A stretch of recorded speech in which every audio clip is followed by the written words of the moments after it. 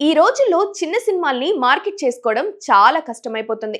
ముఖ్యంగా ఓటీటీలకు అమ్ముకోవడం కత్తి మీద సామైపోయింది. కాకపోతే మార్కెట్ స్ట్రాటజీ కొత్తగా ఉంటే టీజర్, ట్రైలర్తో అందరి దృష్టిని ఆకర్షించగలిగితే ఓటీటీ డీల్ కుదుర్చుకోవడం కొంచెం సులభమే. గాయపడ్డ సింహం అదే నిరూపించింది. తరుణ్ భాస్కర్ హీరోగా నటించిన సినిమా ఇది. ఫరియా అబ్దుల్లా కథానాయిక.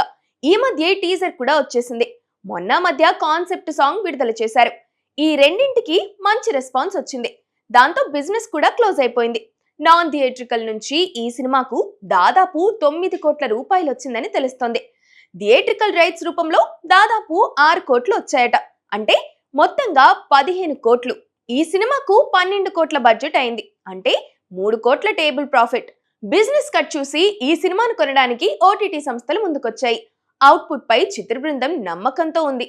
తరుణ్ భాస్కర్ ఈ మధ్య హీరోగా నటించింది ఓం శాంతి శాంతి శాంతి. పెద్దగా ఆడలేదు. కాకపోతే తరుణ్ కి మంచి పేరొచ్చింది. ఈ సినిమా తర్వాత తరుణ్ పూర్తిగా దర్శకత్వంపై దృష్టి పెట్టాలనుకున్నారు.